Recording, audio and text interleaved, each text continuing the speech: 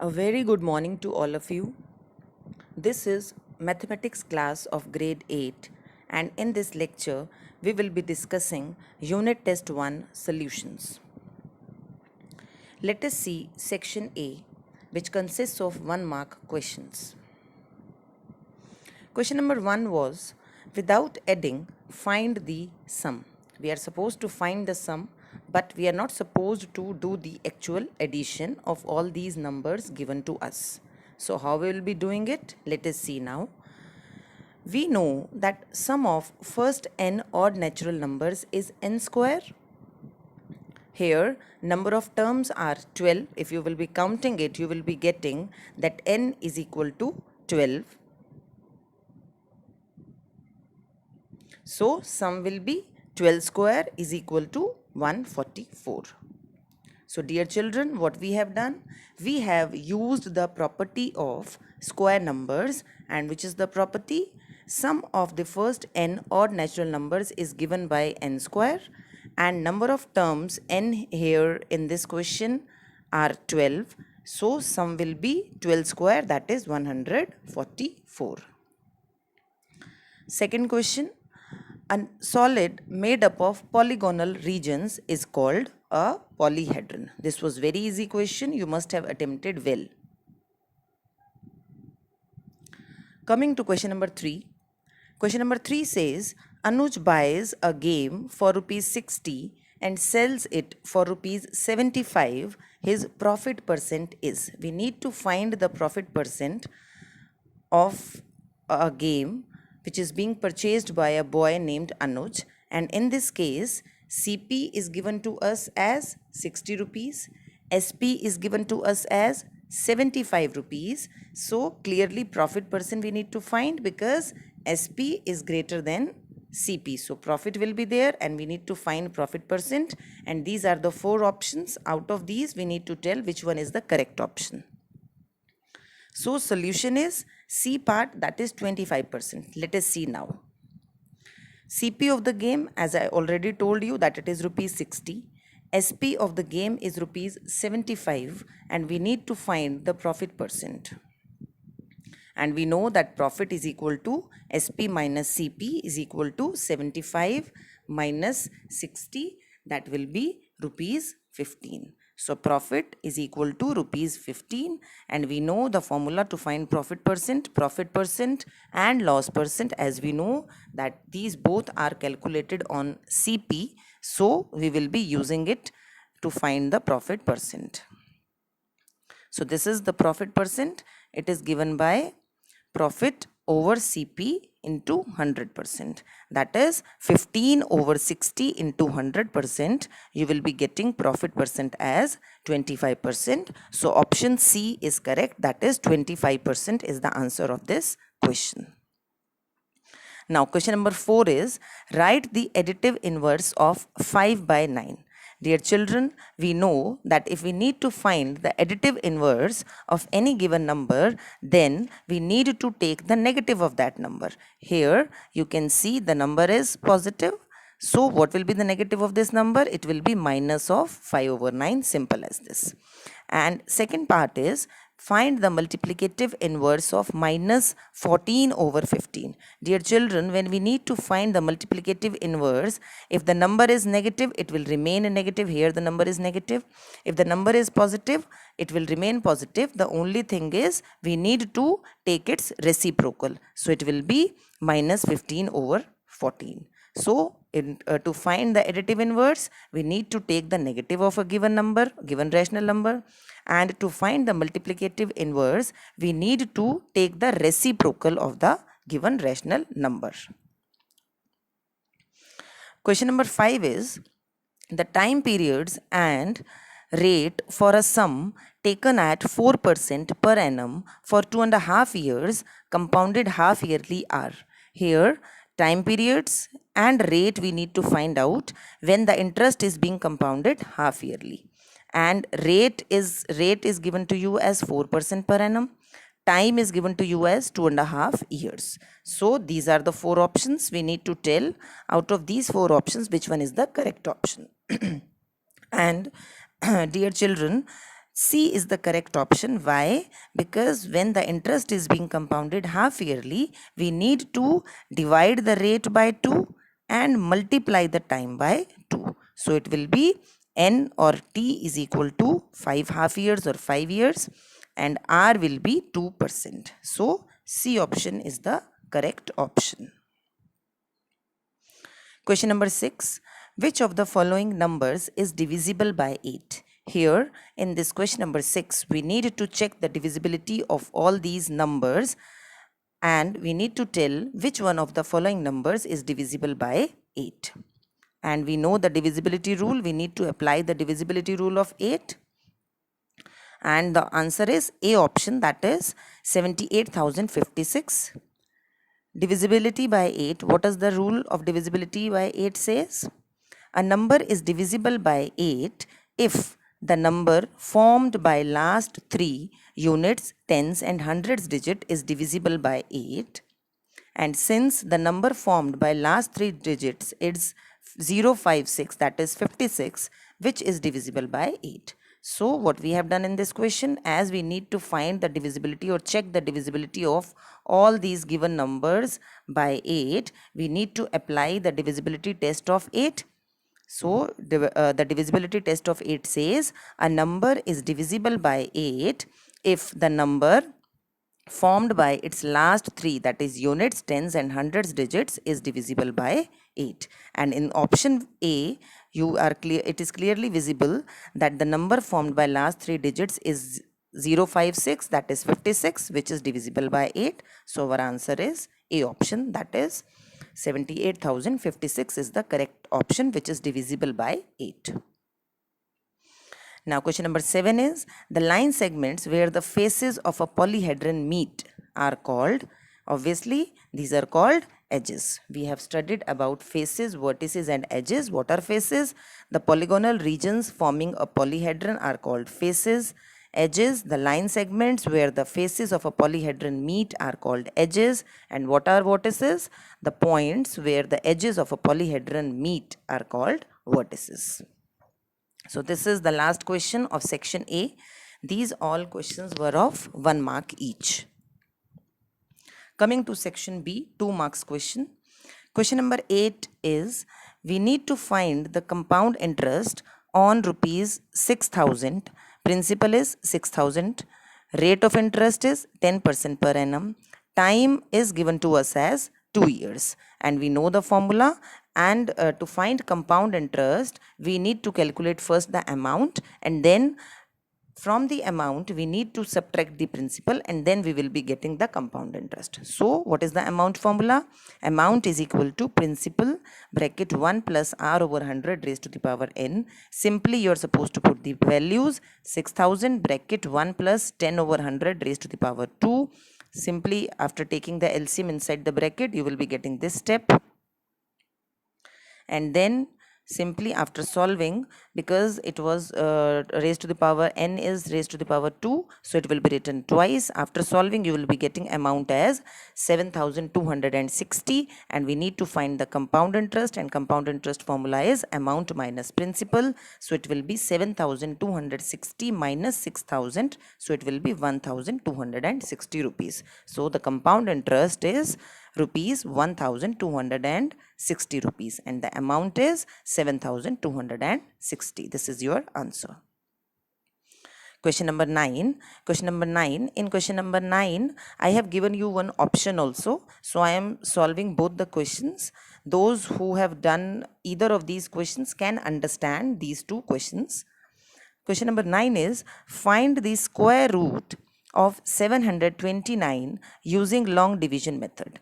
Dear children, what are the steps to find the square root of any given number using long division method? First of all, we need to place the bars like I have done. 29 will be under one bar and 7 will be under another bar, and we need to start placing the bars on over every pair of digits from right to left. This is what I have done here. Then after that, you need to take the first pair of digits here or the single digit. Here in this case it is 7, and we need to find the greatest number whose square is less than or equal to 7, and such a number is 2. And we know that 2 into 2 is 4, which is less than 7, so we have taken 2 here. So after subtracting 4 from 7, you will be getting 3, and the new number will be 329. Now we are supposed to solve this. Now next step is we need to bring down the next pair of digits under the next bar. We have written 29, so the number is 329. Now we need to double the question, so double of 2 is 4. We have done this, and we need to write here along with 4 a digit and along with 2 in the quotient to find the possible largest possible digit to fill the blank, so that new divisor, when the new divisor is being multiplied by the new digit in the quotient, the product is less than or equal to the dividend. In this case, 47 into 7 is equal to 329. So we will be writing it along with the quotient and along with 4, and so the square root of 729 is 27. So first of all, what we have done, we have placed a bar over every pair of digits starting from right to left. Then we need to find the greatest number whose square is less than or equal to 7. We have seen that such a number is 2, and then we have subtracted it from 7, and we will be getting the remainder as 3. Then we need to bring down the next pair, the digits under the next bar. That will be, now the number will be 329.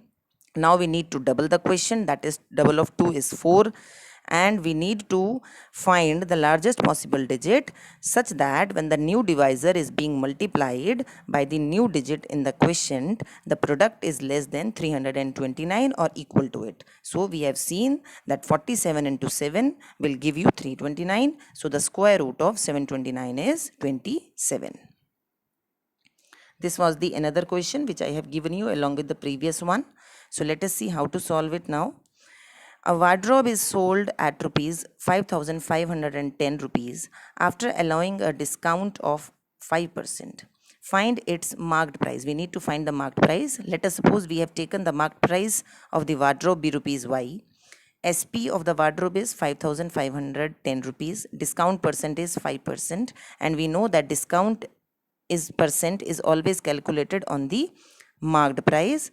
It is always calculated on the marked price. So discount is equal to 5% of Y. So we have calculated it will be Y over 20, and we know that SP is given by MP minus discount. So putting the values, this was your SP is equal to Y minus Y over 20, and then we will be getting 5,510 is equal to 19 Y over 20. After solving, you will be getting the value of Y as 5,800. So the marked price of the wardrobe is rupees 5,800. This was your 9th question.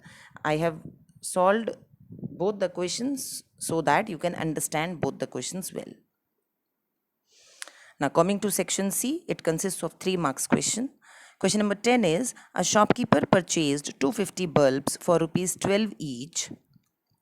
250 bulbs for rupees 12 each. However, 5 bulbs were fused and had to be thrown away. And the remaining were sold at rupees 15 each. We need to find the gain or the loss percent. Dear children, in these types of questions, you are supposed to calculate the total CP as well as the total SP, and then only you will come to know whether gain is there or loss is there. So let us see how we will be solving this question. CP of one bulb is rupees 12. CP of 250 bulbs is rupees 3,000. This was given to us. CP of one bulb is rupees 12, and 250 bulbs were being purchased. So CP of 250 bulbs is equal to 250 into rupees 12. That will be 3,000. Now it is given to us in the question that 5 bulbs were fused, so the number of remaining bulbs will be 250 minus 5, that will be 245. SP of one bulb is rupees 15. It is given to us in the question. SP of 245 bulbs is equal to 245 into rupees 15. It will be 15 here. it is equal to rupees 3675, and we have seen that as SP is greater than CP, so profit will be SP minus CP, that will be 675. So profit percent will be profit over CP into 100%, that will be 22.5%. So in the whole transaction, we have seen that SP is greater than CP. SP is rupees 3675.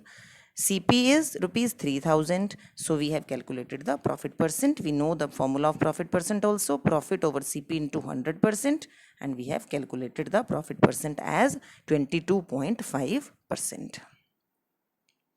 Question number 11 is, for the given number 2352, find the smallest natural number by which it should be multiplied so as to get a perfect square. We need to find which number by which number I need to multiply this given number so that it becomes a perfect square. First of all, we need to check whether this is a perfect square number or not by doing prime factorization method. So we have done the prime factorization of this number. These are all the factors. So this is the number. We have done the prime factorization, and we have seen that 3 is the number which is left unpaired. This is the number. I have marked it in red already. We can see that 3 is left unpaired, and you can see that pair of 2 is complete, this pair is complete, this pair is also complete, and the 7 pair is also complete. So we have seen that 3 is left unpaired. So 2352 cannot be expressed as the product of pairs of equal prime factors, so it is not a perfect square. Hence it is not a perfect square. In order to make it a perfect square, what we are supposed to do? 3 should be paired because 3 was left unpaired. So the smallest number by which it is to be multiplied to make it a perfect square is 3. So we have multiplied it by 3, and this is the number which is again a perfect square. This side also it will be multiplied by 3. And then only pairing of 3 will be complete. Like this pair is complete, this pair is complete, 7 pair is complete, and 3 pair is also complete. So after multiplying or after completing the pair or after multiplying the given number by 3, we will be getting 7056, which is a perfect square. Coming to section D, that consists of 4 marks question. Question number 12 is, if this number is divisible by 11, this is given to us that this number is divisible by 11, where x is a digit, what is the value of x? We need to find or use the divisibility test by 11, and it is given to us that this number is divisible by 11. So let us see first what is the divisibility rule of 11 says. A number is divisible by 11 if the difference of some of the digits at odd places starting from units place and some of the digits at even places starting from tens place is either 0 or divisible by 11. So the digits at odd places, I have written them already in red. So let us take their sum now. Sum of the digits at odd places will be 10. And some of the digits at even places will be 17 plus x. I need to take their difference, so it will be 7 plus x, which should be divisible by 11. So this is possible when 7 plus x is equal to 11, or it should be divisible by x. I need to place a value of x or choose a value of x so that it becomes divisible by 11. Therefore, if I will be placing x is equal to 4, 7 plus 4 is 11, which is divisible by 11. And if I will be placing 7 plus 15, it is 22, which is again divisible by 11. So what we have done, we have taken the sum of the digits at odd places, it is 10. Sum of the digits at even places, it is 17 plus x. Now we have taken their difference, which should be divisible by 11. And x should be such that when I add it to 7, it becomes divisible by 11. So if I will be placing x as 4, it will be 7 plus 4. That will be divisible by 11. 7 plus 4, that will be 11, which is divisible by 11. 7 plus 15, it will be 22, that will be again divisible by 11. Hence x is big, and since x is a digit, So we will be taking only one digit, that is x is equal to 4. So our answer is x is equal to 4. Hence the value of x is 4. Now question number 13, this was the last question and it has two parts. Can a polyhedron have 10 faces, 20 edges and 15 vertices? Let us see, it is given to us in the question that faces are 10, edges are 20 and vertices are 15, and we need to use the Euler's formula to find whether a polyhedron can have these 10 faces, 20 edges and 15 vertices. Let us see. A polyhedron satisfies Euler's formula according to which f plus v minus e is equal to 2. This is Euler's formula for a polyhedron.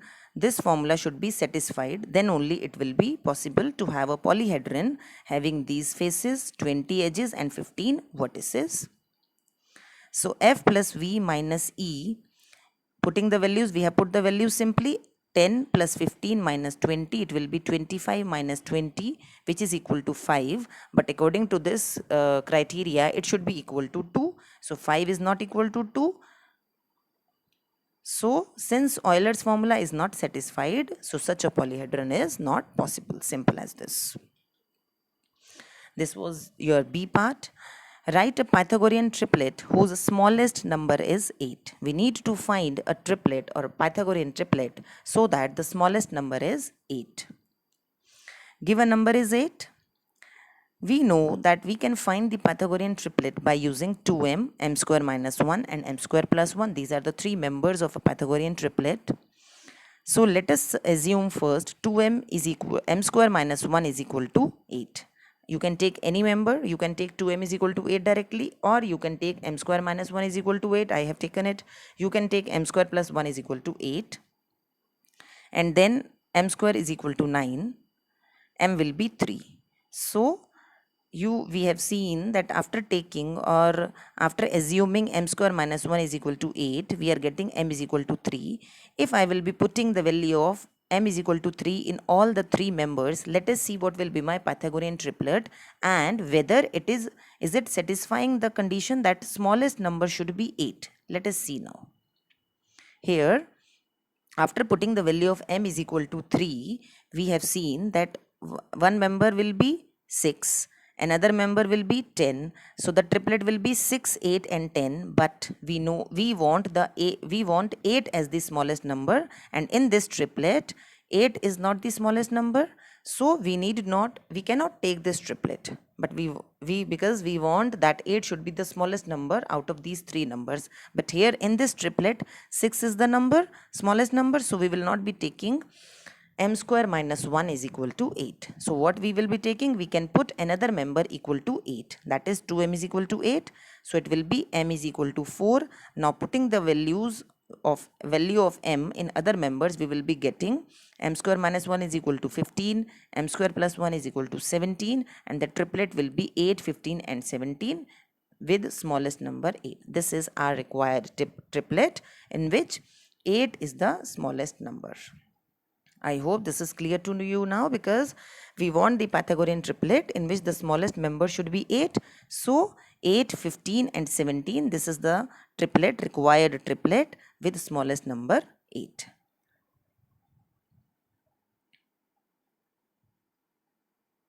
Thank you so much. So dear children, you are supposed to revise the concepts of algebraic expression which you have studied in your 7th standard, so that you can better understand the next chapter. We will be doing it from tomorrow onwards, that is chapter number 9, algebraic expressions and identities. So by the time, do revise the concepts of algebraic expressions and identities